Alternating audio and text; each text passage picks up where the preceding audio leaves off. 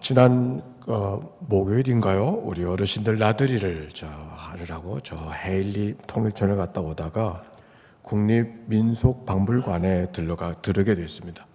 해설가 옛날을 따라서 선비들이 사용했던 그 물품들이 수장되어져 있는 방을 방문하게 되어졌는데, 선비들이 사용하는 그 문방구들이라는 것은 붓, 먹, 그리고 벼루, 그것이었습니다. 근데 그 붓과 머루와 벼루에 그려져 있는 나무들을 설명하는데, 나무는 송중매, 소나무, 대나무, 그리고 매화였습니다. 우리가 아는 대로 소나무는 엄동설한에도 푸르름을 잊어버리지 않고 살아나는 나무이기 때문에 장수를 의미하고, 대나무는 그 눈바람 속에서도 꼿꼿이 서 있는 그 모습 때문에 군자를 상징하고, 매화는 엄동설한 속에 첫 번째 추위에 봄을 알려주는 소식을 알려주는 나무이기 때문에 길함을 알려주는 길조의 나무라고 이름하면서, 이 세 나무들은 다 추위를 뚫고 자기된 모습을 잃어버리지 않고 서 있는 나무이기 때문에 세한 삼우라고 하는 별명이 붙어 있는 것도 알게 되었습니다. 오늘 말씀의 제목이 한 의로운 가지라고 하는 말씀이고, 성경에서 짜여진 말씀인데, 이것이 동랑적으로 표현하면 엄동설한 속에서도 자신을 잃어버리지 않고 자기를 드러냈던 송중매와 같은 모습이 이 의로운 가지 속에 있지 않은가 하는 생각을 갖게 되었습니다.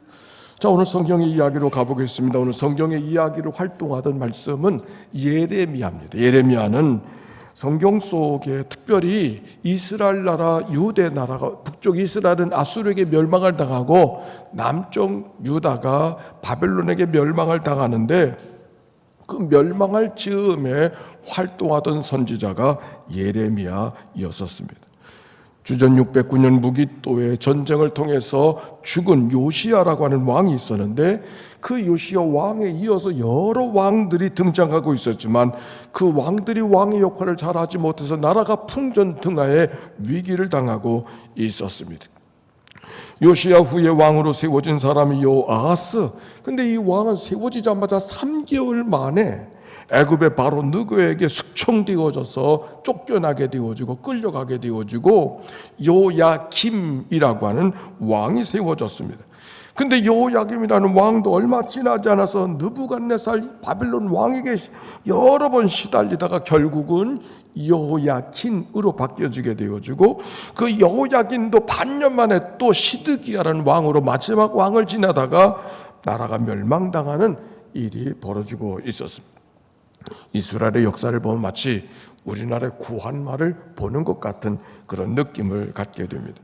이 어려운 때 활동하는 사람이 선지자 예레미야였었는데, 오늘 읽어질 말씀 속에 그 당시의 상황이 어떤 상황인가를 우리는 짐작할 수가 있습니다. 우리 함께 성경을 펴고 예레미야서 23장 1절과 2절의 말씀입니다. 같이 읽어볼까요? 시작. 여호와의 말씀이니라. 내 목장의 양떼를 멸하여 흩어지게 하는 목자에게 화 있으리라. 그러므로 이스라엘의 하나님 여호와께서 내 백성을 기르는 목자에게 이와 같이 말씀하시니라. 너희가 내 양떼를 흩으며 그것을 몰아내고 돌보지 아니하도다. 보라, 내가 너희의 악행 때문에 너희에게 보응하리라. 여호와의 말씀이니라.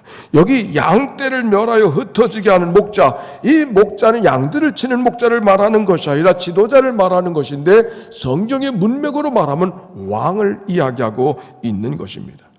그 왕들을 향하여 너희가 내 양떼를 흩으며 그것을 몰아내고 돌보지 아니하였도다. 그들이 해야 될 일을 하지 못하는 것을 책임을 책망하면서, 그래서 양들이 흩어졌으니 내가 너희들을 가만두지 않겠다 책망하는 이야기가 오늘 성경의 말씀입니다. 그런데 선지자 예레미야는 그 목자들을, 왕들을 책망하는 것으로 끝나지 않고 오히려 흩어진 그 백성들에게 소망을 주는 말씀으로 이어지고 있는데, 지금 백성들은 흩어져 살고 있지만 그러나 하나님은 목자를 다시 세워서, 왕을 다시 세워서 그 흩어진 왕양들을 돌아오게 하시겠다는 약속의 말씀이 오늘 읽어진 말씀이 옳습니다. 그때 주어졌던 말씀, 우리가 주목하려고 하는 말씀 5절의 말씀입니다. 다 같이 시작. 여호와의 말씀이니라. 보라, 때가 이르리니 내가 다윗에게 한 의로운 가지를 일으킬 것이라. 그가 왕이 되어 지혜롭게 다스리며 정의와 공의를 행할 것이며. 때가 이르리니 내가 다윗에게 의로운 가지를 일으킬 것인데, 그가 지혜롭게 다스려서 세상의 정의와 공의, 하나님의 뜻을 이루어가는 하나님의 도구된 왕이 될 것이라고 말씀하고 있습니다. 다윗에게 한 의로운 가지, 하나님께서 다윗에게 성전을 짓고자 하는 마음을 갖게 하신 것을 이야기하면서 다윗에게 하나님이 축복해 주셨던 이야기를 우리가 기억합니다. 하나님의 성전을 지으려고 했지만 나단을 통해서 하나님이 주신 말씀은 너는 성전을 지을 수 없다 하면서 하시는 말씀, 내가 내 성전, 내 집을 지어주려고 하는가? 내가 내 집을 지어주겠다고, 내 가문이 멸하지 않고 지속되게 할 것이라고 약속해 주었던 말씀이 기록되어져 있는데, 오늘 바로 여기에 다윗을 통하여서 일어난 한 의로운 가지를 통하여서 그가 왕권을 이어가게 되어지고 이 땅을 다스리게 될 것이라는 약속의 말씀이 오늘 본문에 있는 이야기입니다. 여기 특별히 우리가 의로운 가지라는 말에 주목해 보려고 합니다. 의로운 가지, 이 말은 세덱 세메흐라는 말씀, 의라는 말은 세덱, 가지라는 말은 세메흐인데, 이 세덱과 세메흐라는 말은 같은 어원을 갖고 있어서 가지와 의가 다른 거예요. 가지가 곧 의라고 하는 의미가 이 말씀 속에 있는 거예요. 의로운 가지, 세덱, 세메흐.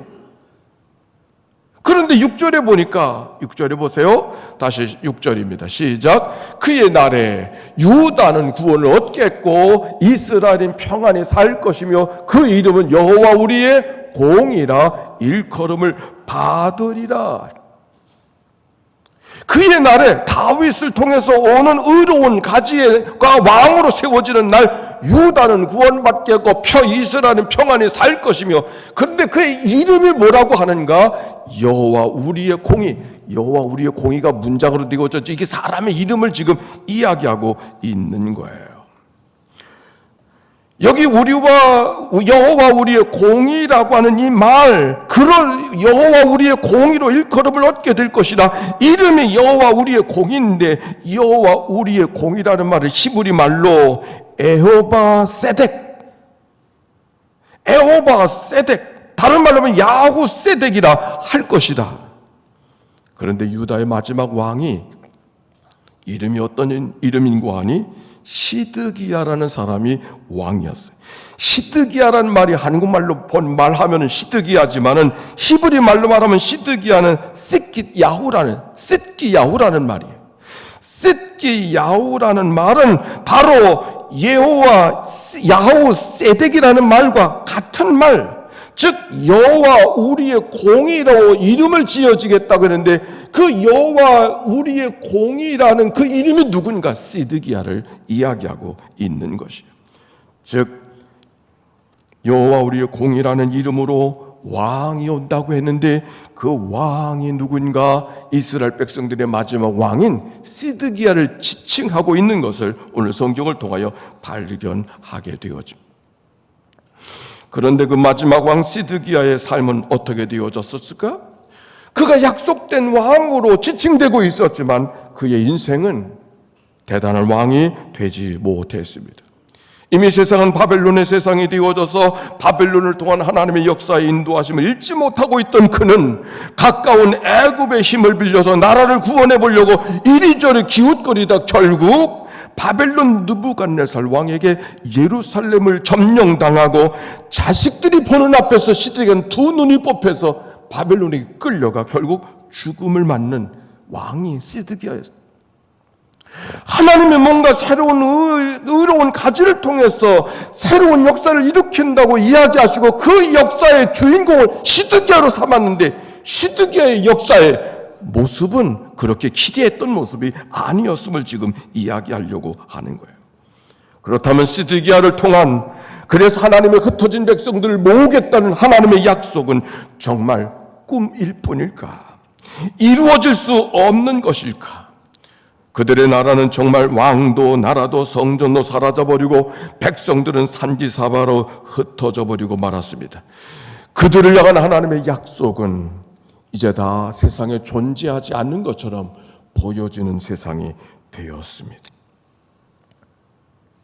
그런데 이게 웬일입니까? 예레미야를 통해서 주어졌던 그 한 의로운 가지에 대한 꿈의 역사가 시드기야와 함께 끝났는 줄 알았는데 끝난 게 아니라 새로운 역사로 이어지고 있는 것이 성경의 이야기였습니다. 예레미야가 이렇게 말했습니다. 바벨론을 통한 우리의 고난은 우리가 하나님의 말씀대로 살지 못했기 때문에 당하는 어쩔 수 없는 고난이니 이것을 심판으로 받아들이고 회개하면서 우리가 하나님 앞에 돌이킴을 가져야 된다고. 지금은 바벨론에게 다름을 당하고 있지만 때가 이르게 되어지면 70년이 차면 이 백성들이 다시 돌아오게 될 거라고 예레미야는 그렇게도 선포하였는데 정말 그 꿈이 이루어지고 있었기 때문입니다. 요즘 새벽마다 시편 읽어가는데 어제 읽었던 시편 126편은 그들의 꿈, 백성들이 돌아오는 삶의 감격을 바로 적고 있었던 것을 기억합니다. 여호와께서 시온의 포로를 돌려보내실 때 우리는 꿈꾸는 것 같았도다. 그때 우리의 입에는 웃음이 가득 차고 우리의 혀에는 찬양이 찼었도다. 여호와께서 우리에게 큰 일을 행하셨으니 우리는 기쁘도다. 여호와여 우리의 포로를 남방 시내들 같이 돌려보내소서. 시드기야의 죽음과 함께 이스라엘 백성들의 역사가 끝나는 줄 알았더니 그래서 다른 나라에 포로로 잡혀갔던 그 백성들이 정말 때가 이름에 다시 돌아오는 역사가 만들어지고 있음을 이야기하고 있는 거예요. 더욱이 그 포로된 백성들을 끌고 인솔하는 총독의 이름이 수룹바벨인데 그 수룹바벨이 누구인가? 바로 그것이 시드기야의 손자였던 것을 우리가 기억할 수 있다면 역사가 이렇게 이어지고 있구나 하는 것을 깨닫게 되어지는 것이죠. 시드기야의 손자가 시드기야를 통한 하나님의 약속의 꿈을 이어가고 있다고 하는 이 이야기였습니다. 더욱이 스룹바벨은 그 약속된 하나님의 사람처럼 그에게 주어졌던 첫 번째 사명은 성전을 건축하는 것이었습니다. 예레미야가 약속한 말씀 여호와 우리의 공의의 이름으로 다윗의 가지로 온다고 했는데 그 의로운 가지의 역사가 지금 스룹바벨의 역사로 이어지고 있다는 이 신비함. 물론 스룹바벨의 성전의 건축의 역사는 만만하지 않았습니다. 시작은 되어졌지만 전 진행은 지지부진하였습니다. 하나님의 꿈의 역사는 여전히 더 멀어지는 것처럼 느껴지고 있었을 때 스가랴라고 하는 또 다른 선지자를 통하여서 이 역사를 이어가는 이야기가 성경에 있습니다. 스가랴서 6장 11절 이하의 말씀 같이 시작. 여호사닥의 아들 대제사장 여호수아의 머리에 씌우고 말씀하시되 보라 싹이라 이름하는 사람이 자기 곳에서 솟아나서 여호와의 전을 건축. 여기 여호수아는 모세 후계자 여호수아를 말하는 것이 아니라 이 시대 제사장의 역할을 감당하던 여호수아를 말하고 있는 것인데 그 제사장 여호수아에게 싹이라 이름하는 사람 자기 곳에서 솟아나서 여호와의 전을 건축하게 하는 사명이 그에게 있음을 스가랴를 통해서 증언하고 있는 겁니다. 그런데 여기 싹이라는 말이 무슨 말인가? 이 싹이라는 말의 원어, 히브리 원어도 바로 가지라는 말의 원어였던 세메흐, 똑같은 말이에요. 의로운 가지, 세덱, 세메흐, 싹, 세메흐. 예레미야의 약속서에는 가지의 이야기로 표현되어지는 의로운 가지의 하나님의 도구가 여기 스가랴서에는 싹이라는 말로 바꾸어서 표현되어지고 있다는 이 이야기예요. 백성들을 흩어진 백성들을 구원의 역사로 인도해 주시는 예레미야의 예언의 메시지가 스가랴에도 여전히 싹이라는 어들을 통해서 이어지고 있음을 확인하고 나누려고 하는 겁니다. 다만 예레미야에서는 그 세메어가 왕을 이야기하고 있었으나 스가랴에서의 세메어는 제사장을 의미하고 있음이 다를 뿐입니다. 그렇다면 하나님의 선포된 의로운 가지의 역사는 그가 어떤 사람이냐고 하는 것이 중요한 것이 아니라 그가 어떤 역할을 하고 있는가 하는 것이 중요함을 이 말씀 속에서 깨닫게 되어지는 것이죠. 우리는 이미 이사야를 통해서 선포되었던 말씀들을 기억합니다. 이사야서 11장의 말씀, 예레미야보다 100년 이전의 사람의 선지자가 이사야인데 그가 이렇게 선포했습니다. 시작. 이새의 줄기에서 한 싹이 나며 그 뿌리에서 한 가지가 나서 결실할 것이. 예레미야를 통해서 한 의로운 가지의 역사가 그때 시작한 역사가 아니고 이미 100년 전 이사야를 통해서 이미 증언되어졌던 역사였다고 하는 이야기입니다. 이사야서 52장 2절의 말씀, 그는 주 앞에서 자라나기를 연한 순 같고 마른 땅에서 나온 뿌리 같아서 고운 모양도 없다고 하는 말씀. 이사야로 선포되어진 가지의 역사, 그 의로운 가지의 역사가 여기 예레미야를 통해서 한 의로운 가지의 이야기로 증거되고 있으며 뿐만 아니라 그 약속이 스가랴를 통해서는 한 싹의 이야기로 증언되고 있음을 우리가 같이 발견합니다. 그러면 여기 예언자들을 통하여서 증언되어진 이 의로운 가지의 이야기가 누구의 이야기를 이야기하는 것일까? 우리는 그 이야기가 주인공이 다윗일까?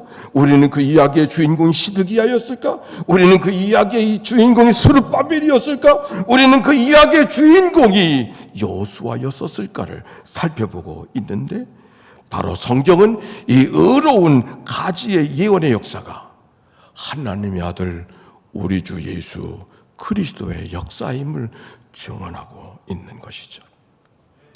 사도 바울이 갈라디아 교인들에게 이렇게 말했습니다. 갈라디아 4장 4절, 때가 참에 때가 이르리니 하나님이 그 아들을 보내사 이 땅에 의로운 가지라고 지칭되어진 그 예언의 역사가 예수 그리스도를 통하여 한 여자에게 나게 하시고 우리의 구주로 오셨음을 사도 바울이 증언하고 있는 것입니다.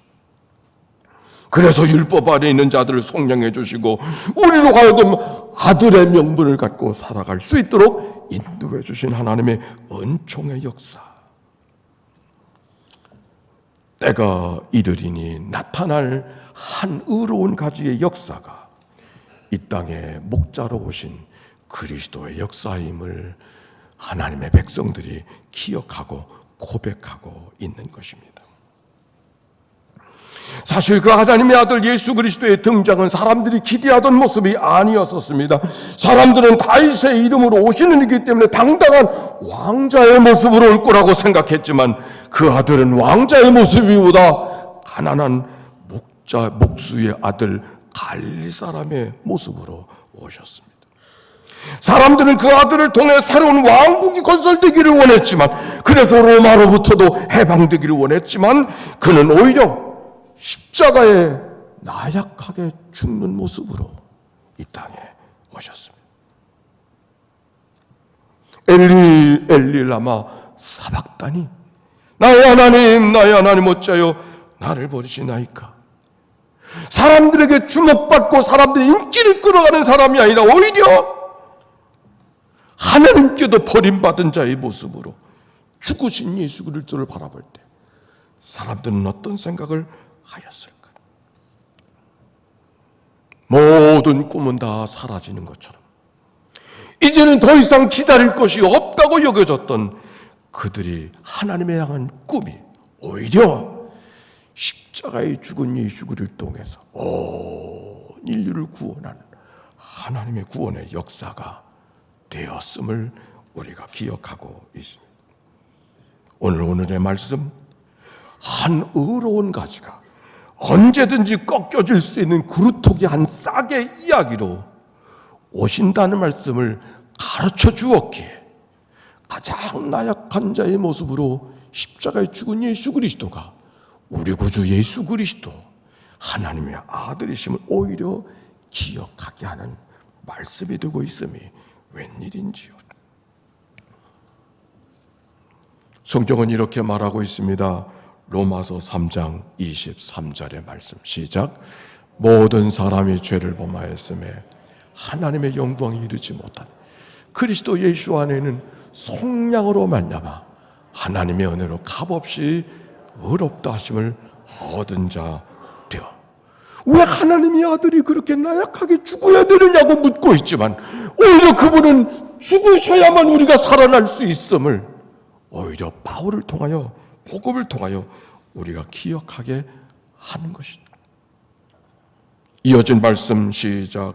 이 예수를 하나님이 그의 피로써 믿음으로 말미암아 화목제물로 삼으셨으니 이는 하나님께서 길이 참으시는 중에 전에 지은 죄를 간과하심으로 자기의 의로우심을 나타 죄인이었던 인생들을 대신 죽으신 그리스도를 통하여서 우리들 속에 하나님의 의가 우리 안에 있음을 죽으신 그리스도를 속에 드러내는 역사가 그리스도의 죽음의 역사였음을 사도 바울을 통하여 증거하고 있는 말씀입니다.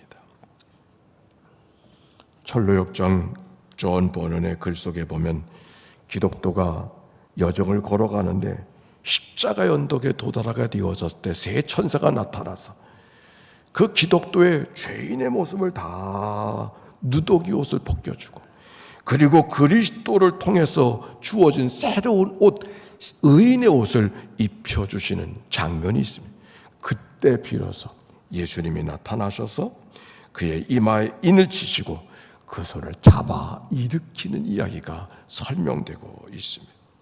그건 우리가 하나님 앞에 살아가는 우리들이 어떻게 하나님과 상관할 수 있는가를 이야기하는 것이죠. 그리스도 없이 살 때 우리의 모든 죄의 옷을 다 벗겨주시고 그리스도를 통해서 하나님의 의를 소유한 자로 살게 하심으로 우리의 손을 잡아 일으켜주시고 하나님과 상관하는 자로 살게 해주셨던 그 하나님의 역사가 오늘 나와 여러분이 구원받은 구원의 역사인 것이죠. 오늘 성경은 이렇게 말씀이 정리되고 있었습니다. 시작.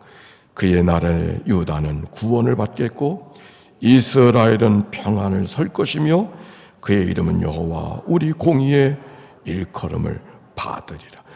의로운 가지를 통해 이루어질 하나님의 구원의 역사, 그 의로운 가지의 구원의 역사가 이스라엘 백성들을 구원하게 되고 그들을 평안하게 사실 것이라고 하는 이 하나님의 역사, 그 역사가 오늘 나와 여러분 가운데도 있음을 기억하고 예수가 나의 구주, 예수님이 나의 생명, 그 예수님을 자랑하며 살아가는 그 역사가 이 땅의 모든 인류의 역사인 것을 기억해야 할 것입니다.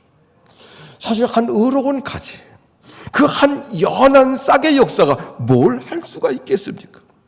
그 연한 싹이 송중매 같지 않은가 얘기했지만 죽는 것밖에 할 수 있는 것이 아무것도 없는 그 연한 싹의 모습으로 이 땅에 오신 그리스도, 아마도 그분의 역사는 십자가에 죽은 그분의 역사는 아무것도 아닌, 아니 33년 동안 만들어놨던 역사도 십자가는 그 모두 다 흩어버린 역사가, 그가 가졌던 그가 만든 역사 다 지워버린 역사가 십자가 아닙니까?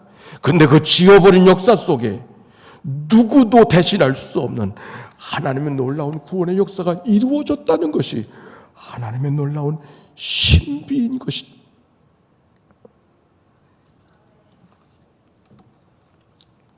그 미련해 보이기 짝이 없는 바보 같은 그 역사가, 있는 역사라도 부둥켜 안고 끌고 가야지, 있는 역사도 다 지워버린 그분의 십자가의 이야기가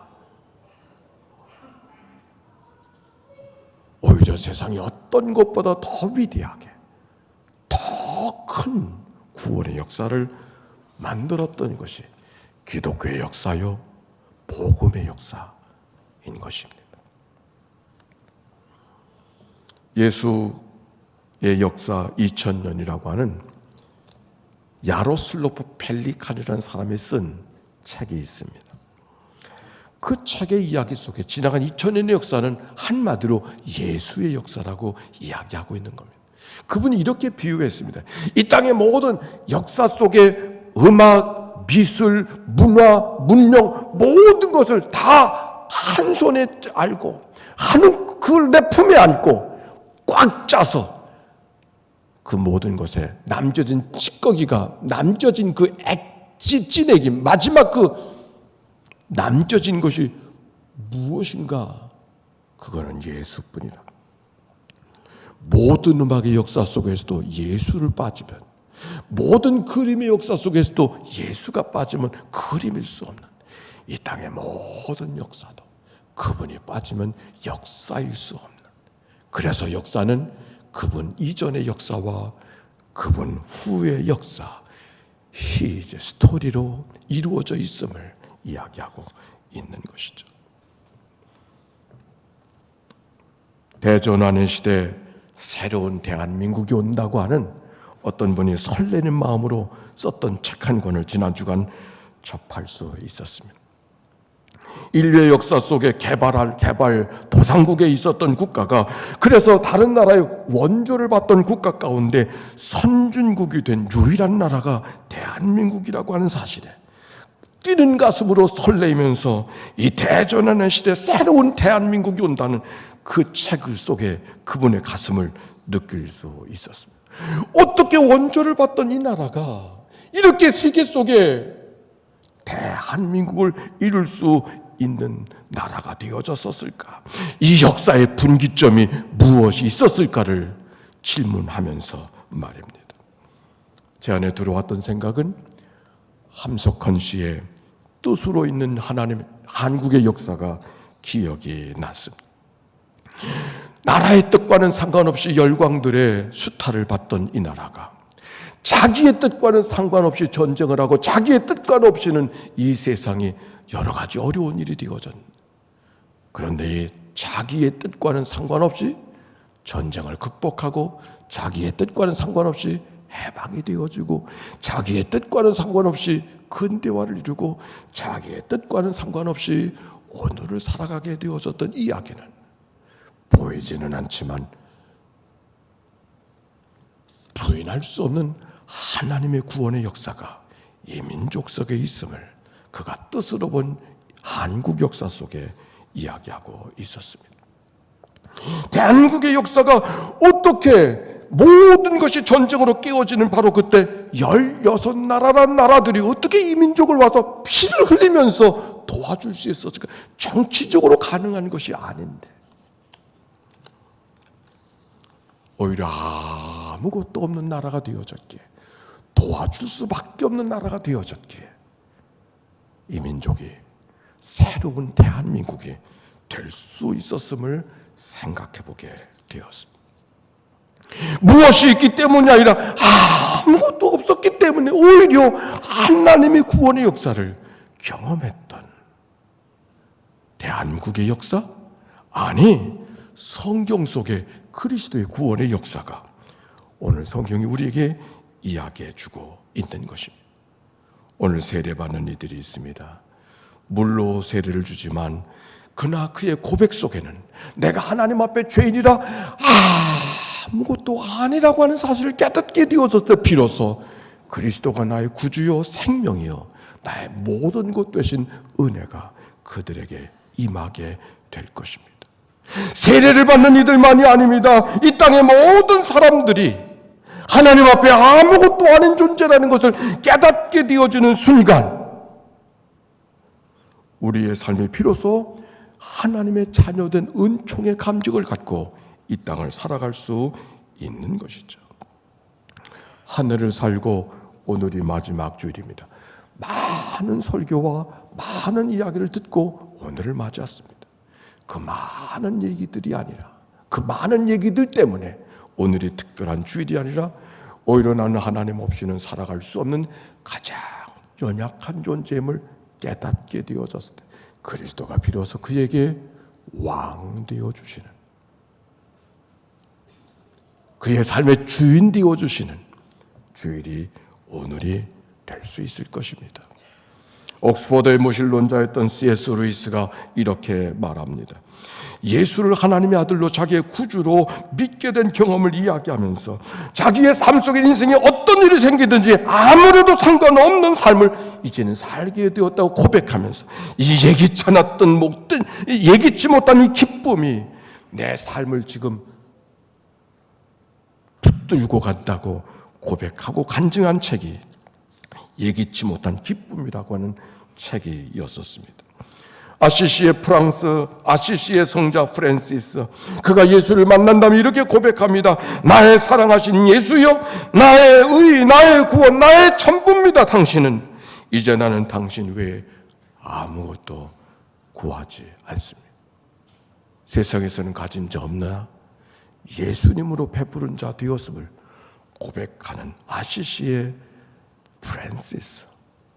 하늘을 살고 또 하늘을 고백하는 우리 모두의 고백이 되어지기를 바랍니다. 예수로 배부른 자로, 예수가 왕된 자로 내 삶을 다시 결단하고 고백하고 걸어가는 믿음의 여정, 그 믿음의 삶으로 또 하늘을 승리하는 복된 자 모두가 되시기를 주의 이름으로 축원합니다.